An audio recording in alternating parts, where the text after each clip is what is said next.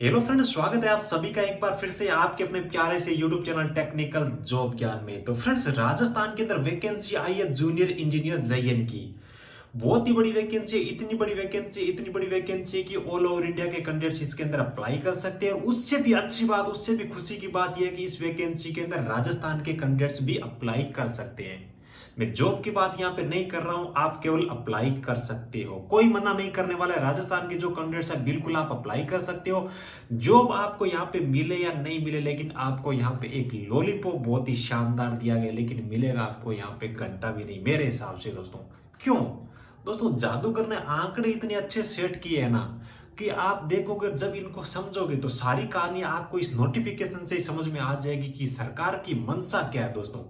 एक चीज मैं आपको बता दूं कि स्टेट गवर्नमेंट राजस्थान के सामने कोई भी रिक्वेस्ट लेके जाना, कोई भी डिमांड लेके जाना, भैंस के सामने बीन बजाने जैसी बात है दोस्तों।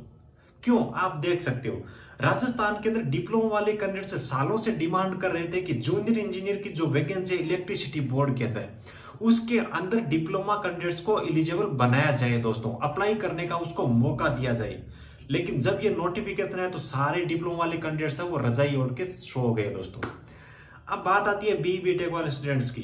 यहाँ पे उनके अंदर थोड़ा सा खुशी का माहौल है दोस्तों, लेकिन यहाँ पे इनकी जो खुशी है ज्यादा दिनों तक नहीं चलने वाली है। जब इसका वैकेंसी का रिजल्ट डिक्लेयर होगा तो राजस्थान के बी बीटेक वाले जितने भी कैंडिडेट्स है वो रजाई ओढ़ के रिजल्ट डिक्लेयर होने के बाद में मेरे हिसाब से सो जाएंगे दोस्तों। जादूगर ने आंकड़े ऐसे सेट किए, आप जब सारी चीजें समझोगे ना तो आपको भी यार लगेगा कि वास्तव में क्या बंदा है यार, वास्तव में जादूगर है यार। अब देखिए, राजस्थान के अंदर जेईएन की वैकेंसी है ना, इससे राजस्थान के जितने भी कैंडिडेट्स जितने खुश है ना, उससे भी ज्यादा खुशी है ना पंजाब के कैंडिडेट्स जो है, एमपी के जो कैंडिडेट्स है, महाराष्ट्र के जो कैंडिडेट्स है, ठीक है, और दिल्ली एनसीआर के जो कैंडिडेट्स है, यूपी के जो कैंडिडेट्स है, बिहार के जो कैंडिडेट्स है, वो बहुत ज्यादा खुश है। क्यों? उनको पता है कि भाई इस बार तो सारा का सारा मैटर है ना अपने घर पे ही अपने को सेट करना है। जादूगर ने ऐसा एक सिस्टम बना करके उनको सौंप दिया है कि मैंने, मेरा जो काम था ना, मैं जो कर सकता था वो मैंने आपको करके दे दिए। अब आप जानो और आपका काम जाने, आपका घर का मामला है, आप सलटाओ, मैंने ये फैसिलिटी आपको दे दी है। जो पिछली बार जो वैकेंसी आई थी ना दोस्तों, 2016 के अंदर जेईएन की जो वैकेंसी आई थी, मेरे हिसाब से 2016 के अंदर ही आई थी, पूरा मेरे को याद नहीं है।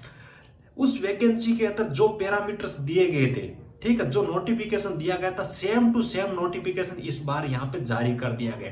केवल और केवल इसके अंदर जो डेट चेंज की गई है और जो वैकेंसी है केवल वो चेंज की गई है। जो कैंडिडेट्स मांग कर रहे थे ना राजस्थान वाले, डिप्लोमा को अलाउ करो, राजस्थान का जीके है उसका वेटेज बढ़ाओ, बाहर के जो कैंडिडेट्स है उनको अलाउ मत करो, ऐसा कुछ सिस्टम बनाओ कि जिससे कि राजस्थान के जो कैंडिडेट्स है उनको फायदा मिल सके। गवर्नमेंट ने उनकी एक भी नहीं सुनी है दोस्तों। अब बताइए कि जो नोटिफिकेशन 2016 के अंदर था वही नोटिफिकेशन कॉपी करके 2021 के अंदर दे दिया।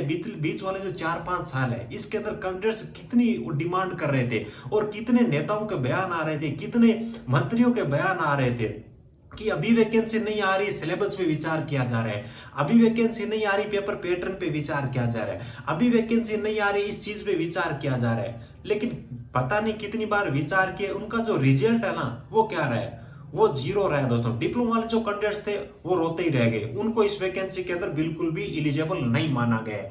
और दूसरी बात रही बीटेक वाले कैंडिडेट्स की, इनके द्वारा डिमांड की जा रही थी दो चीजों की दोस्तों।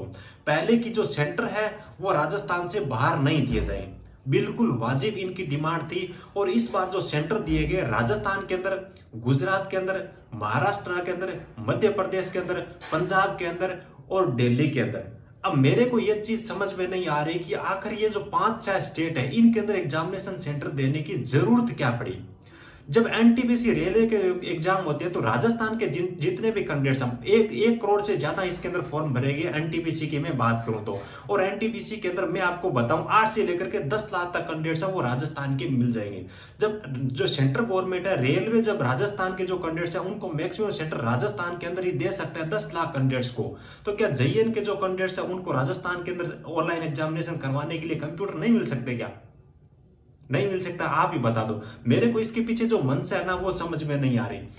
अरे भाई, स्टेट गवर्नमेंट लाइब्रेरियन का जो पेपर है वो 2 बार आउट हो चुका है, अपने घर में सफलतापूर्वक उसको नहीं करवा पा रही है। और अलग अलग स्टेट दे दिया, अलग अलग सेंटर दे दिया दूसरे राज्यों के अंदर। बताइए वहां पे ये जो चीटिंग है उसको कैसे कंट्रोल करेंगे? मेरे तो ये चीज समझ में नहीं आ रही। फिर तो वही बात होगी जो पिछले साल जो 2016 के अंदर वैकेंसी आई थी, भाई दिल्ली एनसीआर के अंदर, नोएडा के अंदर 20 लाख के अंदर, 30 लाख के अंदर जयन बन जाओ। राजस्थान वाले क्या करेंगे? पिछली वैकेंसी के अंदर क्या हुआ था, 62% जयन थे वो राजस्थान के नहीं अदर स्टेट के बने थे। 60% से ज्यादा जो जयन थे वो अदर स्टेट के थे। तो आप बताइए कि वही पैरामीटर इस बार यहाँ पे सेट किए गए। तो राजस्थान वाले कैंडिडेट्स की ये जो खुशी है वो कितने दिन टिक पाएगी? इस पर आप नीचे कमेंट करके मेरे को बता देना। मुझे तो ये लग रहा है कि जब तक रिजल्ट नहीं आएगा ना तब तक राजस्थान वाले खुश होंगे, और जब रिजल्ट आ जाएगा ना उसके बाद में बाहर वाले कैंडिडेट से खुश हो जाएंगे। और एक चीज मैं और बताऊं आपको, कई बार न्यूज़पेपर्स के अंदर इस प्रकार की बातें आई थी कि जो जूनियर इंजीनियर का जो पेपर पैटर्न है 60% वेटेज है वो तो टेक्निकल का है, ठीक है, उसमें कोई प्रॉब्लम नहीं है, राजस्थान वाले भी कर लेंगे, बाहर वाले भी कर लेंगे। लेकिन जो पार्ट 2 था, नॉन टेक्निकल का जो पार्ट था, उसके अंदर यह चीज बताई गई थी कि इसके अंदर भाई 40% है जो राजस्थान का जीके का पोर्शन आने वाला है। यानी कि जो पार्ट बी है वो 40% रहेगा, यानी कि 60% टेक्निकल और 40% नॉन टेक्निकल।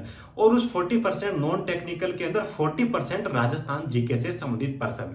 लेकिन ये जो नोटिफिकेशन है इसके अंदर कहीं पर भी ऐसी चीज मेंशन नहीं की गई है कि वहां पर यह लिखा हो कि भाई सेकंड पार्ट के अंदर 40% है वो राजस्थान जीके का या राजस्थान से रिलेटेड है वो पोर्शन या वेटेज रहेगा।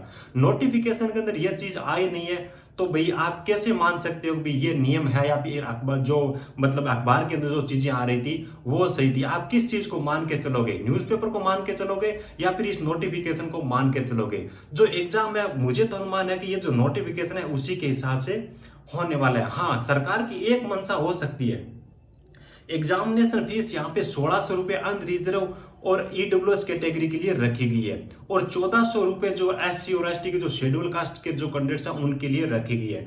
ऑल ओवर इंडिया से ये अप्लाई करवा रहे हैं। पैरामीटर इस प्रकार का सेट किया गया कि बाहर वाले जो कैंडिडेट्स है वैकेंसी का नोटिफिकेशन है इसको देखते ही अप्लाई कर दे, ठीक है, देखते ही अप्लाई कर दे। वो कैसे कर दे? देखिए, पहली चीज तो बैंकिंग वाला यहाँ पे सिलेबस दिया गया है, ठीक है, राजस्थान का जो बाहर का कैंडिडेट्स है उसको इस सिलेबस से कोई भी प्रॉब्लम नहीं होने वाली है। दूसरी बात, राजस्थान के अलावा भी 4-5 स्टेट दे रखे हैं, ठीक है, जिनके नाम मैंने आपको बताए हैं। तो दूसरी सुविधा उनको यह दिखेगी कि यहाँ पर तो राजस्थान के अंदर जाने की जरूरत ही नहीं है। एग्जामिनेशन तो अपना पंजाब में हो जाएगा, एग्जामिनेशन तो अपना दिल्ली के अंदर भी हो जाएगा, एग्जामिनेशन तो अपना भाई मध्य प्रदेश के अंदर भी हो रहा है। वो क्या करेंगे? उसके अंदर अप्लाई जरूर करेंगे, और जितने नंबर ऑफ कैंडिडेट्स ज्यादा अप्लाई करेंगे तो उनका इनका जो रेवेन्यू है ना वो तो बढ़ ही जाएगा। अब आगे पेपर है उसके अंदर राजस्थान का पोर्शन 40% शामिल करें या नहीं करें, लेकिन इनका जो काम है, रेवेन्यू कमाने वाला जो काम है, ये इस नोटिफिकेशन से हो जाएगा, ठीक है। इनका जो मतलब जो मकसद था, जो पैरामीटर जिस चीज को देख करके इन्होंने सेट किया है, ये उसमें कामयाब हो जाएंगे। हाँ, हो सकता है कि पेपर इस टाइप का आ जाए जिसके अंदर जो बी पार्ट है उसके अंदर 40% राजस्थान जीके का दे दे, और ये जो लॉलीपॉप है वो केवल बाहर वाले कैंडिडेट्स को दिखाने के लिए किया गया हो सकता है ऐसा भी हो जाए। लेकिन नोटिफिकेशन के अंदर ये चीज मेंशन नहीं कि 40% जो सेकंड पार्ट होगा उसके अंदर राजस्थान जीके का आएगा। तो ऐसा नोटिफिकेशन के अंदर मेंशन नहीं है, तो आप कैसे मान सकते हो कि राजस्थान का जीके उसका वेटेज है ये 40% रहने वाला है? मुझे तो लगता नहीं है। और राजस्थान स्टेट गवर्नमेंट अपने खुद के स्टेट के अंदर लाइब्रेरियन का बार बार पेपर करवा रही है, 2 बार पेपर करवा रही है, लाख कोशिशें करने के बाद में भी इनके पेपर आउट हो रहे हैं, ठीक है। हालांकि ये मान नहीं रहे, ये इनकी अलग मानसिकता है, लेकिन सबको पता है कि पेपर इनका लाइब्रेरियन का दोनों बार आउट हुआ है। तो जो 5 स्टेट बाहर के दिए, उन स्टेट के अंदर ये क्या पारदर्शिता से अच्छी तरीके से एग्जामिनेशन संपन्न करवा लेंगे? मुझे तो लगता नहीं है। जब एनटीपीसी है, रेलवे है और अदर जो भी सेंट्रल गवर्नमेंट के जो एसएससी वगैरह डिपार्टमेंट है, ये 8-10 लाख कैंडिडेट्स को राजस्थान के अंदर सेंटर प्रोवाइड करवा के एग्जामिनेशन करवा सकते हैं, तो जेएन की वैकेंसी के दूसरे स्टेट के अंदर सेंटर देने का क्या मकसद है? आप समझ सकते हो, मैं भी समझ सकता हूं दोस्तों। तो मेरे हिसाब से अगर आपको जेईएन बनना है तो घर पर बैठे बैठे केवल सिलेबस रटने से कुछ नहीं होगा। आपकी जो मेहनत है सारी की सारी बेकार चली जाएगी, पानी फिर जाएगा अगर आप घर से बाहर नहीं निकले। कुछ बच्चों की आदत होती है कि बस फोटो का साइज क्या दिया है, बस सिग्नेचर का साइज क्या दिया है, मेरा जो फॉर्म है उसके अंदर किसी भी प्रकार की मिस्टेक नहीं होनी चाहिए, अच्छी तरीके से फॉर्म भर देंगे, बस किताबों के अंदर लगे रहेंगे लगे रहेंगे लगे रहेंगे। अभी वो टाइम नहीं है यार, आपको घर से बाहर निकल के खुद के लिए आवाज उठानी पड़ेगी। तो यार आपके जो छोटे भाई है ना, आईटी वाले, डिप्लोमा वाले, पिछले 5-6 दिनों से जयपुर के अंदर धरने पे बैठे हैं। तो अब आपके लिए भी वो समय आ गया कि आपको भी अपने हक के लिए वहां पे जाना पड़ेगा। अगर ये आप नहीं कर पाते तो आपका जो हक है ना, जब आपका रिजल्ट आएगा तब आपको पता चल जाएगा। दूसरे जो स्टेट के कैंडिडेट्स है ना, वो छीन के ले गए। जब चिड़िया चुग गई खेत तो पीछे कुछ नहीं बचा है। तो आपके पास में अभी अच्छा मौका है। आपके जो छोटे भाई है, टेक्निकल हेल्पर वाले, आईटी के जो कैंडिडेट्स है, डिप्लोमा वाले जो कैंडिडेट्स है, वो जेईएन के अंदर डिप्लोमा को अलाउ करने की डिमांड कर रहे थे। आईटी डिप्लोमा वाले आपके छोटे भाई है, वो जयपुर के अंदर बैठे हैं। तो उनका जाकर के आपको साथ देना चाहिए। वहां पर आपको इस प्रकार की उनके साथ में जो जो जो आंदोलन के आयोजन करता है उनके साथ में मिलकर के आपको ये वार्ता करनी चाहिए कि भी जो सेंटर है वो राजस्थान के अंदर ही दिए जाए। और ये जो बैंक वाला जो पैटर्न ना पेपर का, इसको चेंज करके यहाँ पर जो जेईएन लेवल का जो पीछे 2016 से पहले की जो वैकेंसियां थी उसके अंदर जो पेपर पैटर्न था वही लागू किया जाए। इसी में आपको न्याय मिलेगा, इसी के अंदर आपको फायदा है यार। तो यार मेरी तो आप सभी से यही रिक्वेस्ट है कि आपको अपने हक के लिए आवाज उठानी चाहिए और जयपुर में जाकर के बेरोजगार साथियों का आपको साथ देना चाहिए। आपको अपना हक है वो मांगना चाहिए। अभी आपके पास में टाइम है। गवर्नमेंट जो पेपर पैटर्न है, अगर आप प्रेशर बनाते हो गवर्नमेंट पे तो वो चेंज भी कर सकती है। दोस्तों इस वीडियो को अपने उन दोस्तों के साथ में शेयर जरूर कर देना जो केवल और केवल घर पे बैठे अपनी तैयारी कर रहे हैं और ये सोच रहे हैं कि केवल तैयारी करने से ही सिलेक्शन होगा, ताकि उनमें भी थोड़ी सी जागरूकता आए, वो भी घर से बाहर निकल के आप सभी दोस्तों के साथ में मिल करके प्रोटेस्ट करें और आपको अपना न्याय मिल सके। दोस्तों थैंक यू, जय हिंद।